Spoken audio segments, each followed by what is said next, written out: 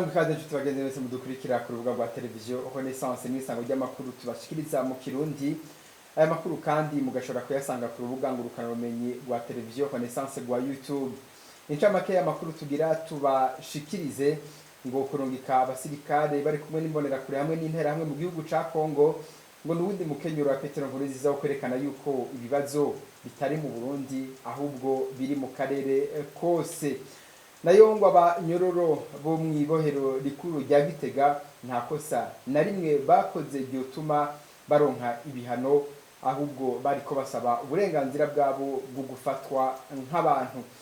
Nayo mu gihugu ca Kongo mu ntara ya Kasai hariko hayerera abana isinzi, abana batanye n'imiryango yabo inyuma yaho birukanye mu gihugu ca Angola iyo bari basanzwe baba. Ido nido ni mukanya muri aya makuru.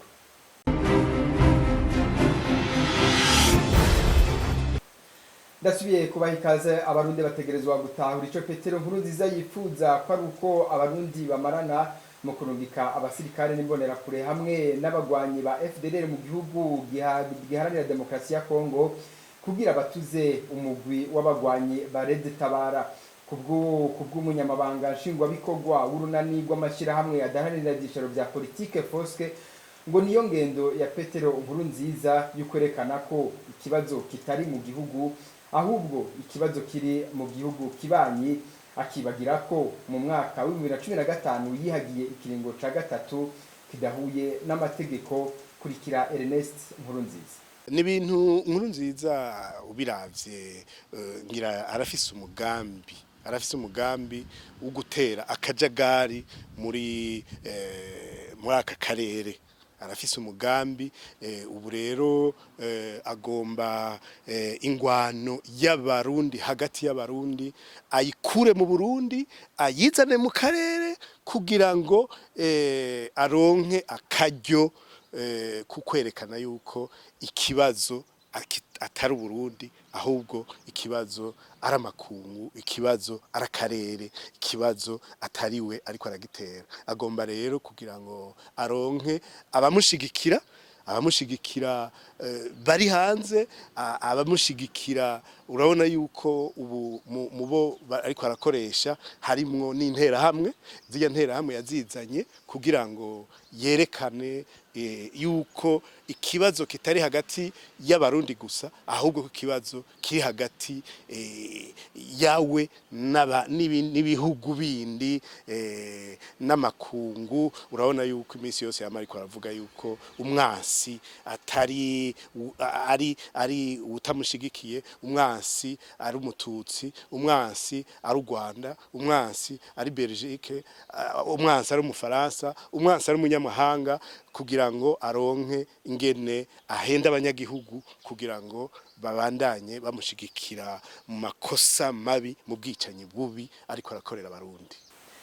Ikintu kimwe gusa abarundi bategerezwa kumenya nuko Nkurunziza atariwe Uburundi. Ingendo yafashe ngo nuko uwo wese aja kubiri n'ivyo akora amufata nk'umwansi w'igihugu. N'ubunyene Ernest Nkurunziza. Nkurunziza urazi mu bintu ahantu hose yamagenda gutanga ibiganiro,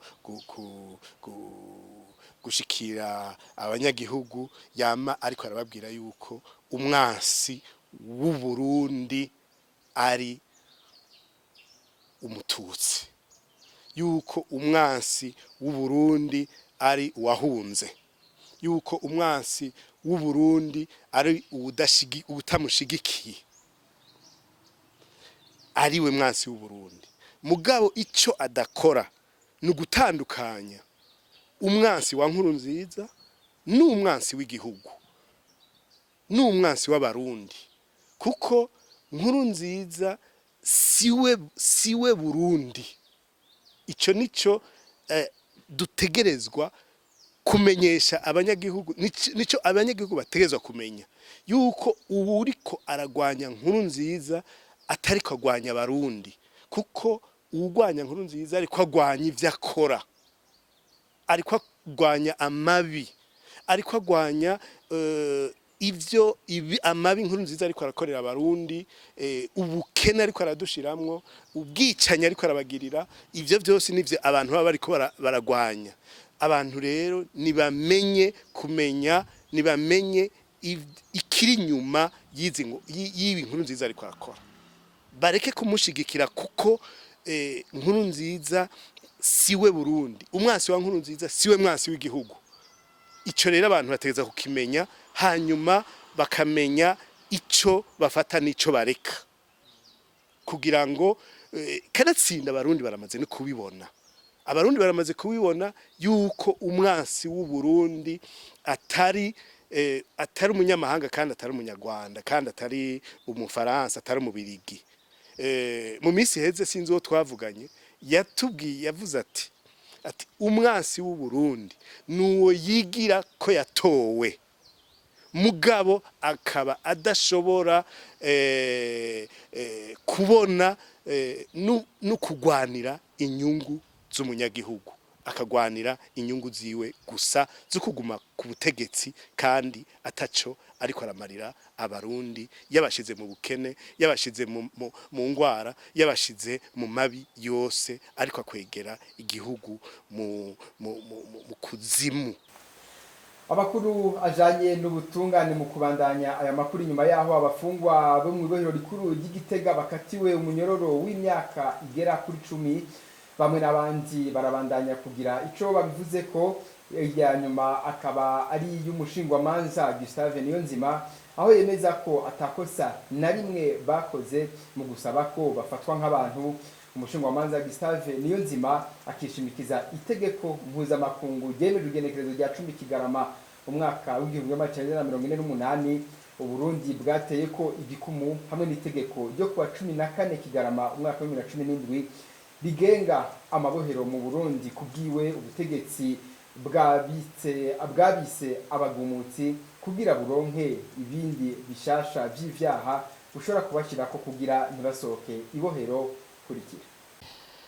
Ubwa mbere na mbere imbere yuko tuvuga amategeko nogomba gusigura yuko abo baciriwe urwo rubanza basanzwe arabapfungwa bakagirizwa imigumuko n'abantu bariko baharanira agateka kabo, basaba ko bofatwa kabuntu nkuko amategeko abivuga, amategeko mpuzamakungu na eka n'amategeko yo mu Burundi. Bati dufungurirwe 3 ku munsi ku rugero rw'umuntu wundi wari we wese, turonka amazi, turonka amatara.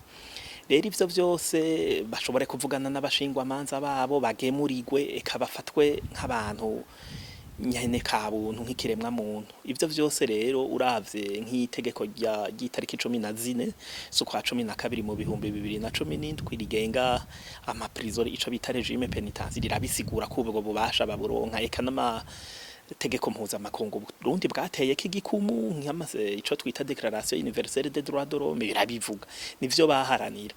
Rero ivyo bindi baca babagiriza vy'imigumuko twe tubona ko bidafashe, kuko benshi bari bakomye akarura ati hari abantu usanga barambitswe izera bagipfungiwe mu mabohero, bari muri bo abahawe ico twita grâce présidentielle, ikigongwe c'umukuru w'igihugu, ariko bakagumaho babagumizaho kubera ari abantu biyamirije ikiringo ca gatatu c'umukuru w'igihugu, ugasanga harimo n'abantu bava mu migambwe myinshi ya FNL, za MSD na IPD. Rero niyo mpamvu tubona n'ubu bashoboye guca bafatiraho baronka icitwazo cyo kubongerera ko ibindi vyaha kuri ivyo bari basanganywe bindi ku madosi ari muri za sentare n'ahandi, kugira babagumize mwibohero, kugira babagumize kijisho nabuja ari abantu bahari bansi kiringo ca gatatu cyo mukuru w'igihugu kandi bari mu migambwe itavuga rumwe na leta. Murakoze. Nayo ihiganwa ry'inkino zigira 9 zihuza abashinga mateka b'ibihugu vy'aka karere k'ubuseruko izotangura ku igenekerezo rya 30 Munyonyo gushika ku igenekerezo rya 11 Kigarama mu gisagara ca Bujumbura. Ibi bikaba vyemejwe n'abashinga mateka baserukiye abandi bibi bihugu vy'akarere ka Afrika y'ubuseruko bari mu rugendo mu gihugu c'u Burundi. Uburundi bukaba bwagize amahirwe yuko kwakira ayo mahiganwa inyuma yaho igihugu ca Sudani y'Epfo kimenyesheje yuko kidashobora gutegura iryo higanwa. Kurikira insiguro z'umuvugizi w'umukuru w'inama nshingamateka Alexis Badian Ndayihimbaza. Très honorable président de l'Assemblée nationale du Burundi vient de recevoir en audience. Umukuru w'inama nshingamateka yakiriye abaserukira abandi b'abashingamateka b'akarere k'ubuseruko n'abashingamateka barungiswe n'ibihugu bavamwo kugira bategure ihiganwa rigira 9 rihuza abashingamateka b'akarere rizotangura mu kwezi kwa Kigarama aha mu Burundi. Nkuko nabibabwiye ni higanwa ryari kubera mu gihugu ca Sudani y'Epfo, ariko ico gihugu kikaba caravyanse. Abakuru b'inama nshingamateka bakaba basavye ko iryo higanwa ryobera i Bujumbura, n'umukuru w'inama nshingamateka y'u Burundi akaba yavyemeye. Rero abashitsi baje guhura n'umukuru w'inama nshingamateka mu Burundi kugira bamushikirize ivyavuye mu rugendo bagize. Inama yabereye muri ingoro y'amakoraniro y'inama nshingamateka y'u Burundi, baciye baja kuraba uko ibibuga n'amazu y'uburaro ko akwije ibisabwa n'amategeko, canke ko ayo mazu y'uburaro ashobora kwakira abantu benshi aha i Bujumbura canke Ngozi. Babonye ibibuga bihari hamwe n'amazu y'uburaro akwije ibisabwa, ariko bavuye muri ivyo bace bemeza ko iryo higanwa rizobera aha mu gisagara ca Bujumbura. Bakaba baciye bashirako n'amagenekerezo azobera ko iryo higanwa rigira 9. Rero bemeje ko rizotangura ku igenekerezo rya 30 Munyonyo rihere ku igenekerezo rya 11 Kigarama muri uyu mwaka. Nukuvuga ko abashitsi ba mbere bazoshika i Bujumbura ku igenekerezo rya 28 Munyonyo muri uyu mwaka. Donc, pour dire que les premières délégations arriveront ici à Bujumbura depuis le 28 novembre de cette année. Mu makungu imbere yuko turangiza aya makuru, abana bari hagati y'imyaka 4 na 12 bo mu gihugu ca Republika Iharanira Demokarasi ya Kongo bariko barayerera mu ntara ya Kasai. Abo bana bakaba baratanye n'imiryango, inyuma yaho imiryango irimwo abantu baba 250 birukanywe nk'abamenja n'abategetsi b'igihugu ca Angola. Bimwe biri muri iyo nkuru tubibaze mugenzi wacu Thierry Bigirindavye. Benshi muri abo bana bavukiye mu gihugu ca Angola kandi bavuga ikirimi c'igipolitike. Ntibari bwigere bahonyeza ikirenge mu gihugu ca Republika Iharanira Demokarasi ya Kongo. Nta n'ururimi rw'igicuruba, Iringara canke igifaransa bigeze bavuga, kandi arizo ndimi zikoreshwa muri iyo ntara ya Kasai. Mu gisagara ca Kamako, bamwe muri abo bana barashoboye guhabwa aho bakika umusaya n'amadini amwe yaho mu kurindira gusubira kubonana n'imiryango yabo. Bari mu gahinda kenshi kuko batabona ukuntu bazosubira gutorana n'ababo. Bararushe cane mu kugira bashobore gushika muri ico gihugu ca Republika Iharanira Demokarasi ya Kongo. Bamaze iminsi itari mike bagenda n'amaguru. Ishirahamwe rifasha imbabare kw'isi CICR mu gufasha abo bantu bari mu vyago ryarashizeho umurongo wo guhamagara ku buntu ku mugwa mukuru w'igisagara ca Kamako. Buri munsi abantu amajana birirwa batonze umurongo barindiye gushikirwa ngo bahamagare. Umwe wese agahabwa umwanya ungana n'iminota 3 kugira agerageze guhamagarana n'abiwe. Izo mvukira z'igihugu ca Republika Iharanira Demokarasi ya Kongo zirukanywe n'igihugu ca Angola hahonyanzwe amateko yose agenga gutahukana abantu mu gihugu cabo. N'impunzi zanditswe kandi zizwi n'igisata cawo kijejwe impunzi kw'isi HCR ntizihanganiwe na leta y'u Rwanda. Ari ufise ibikaratasi abo utabifise bose birukanywe ubutarari. Nino ngaha duce turangiriza amakuru twari tugiye kubashikiriza. Turabashimye mwese mwadukurikiye, naho utaha.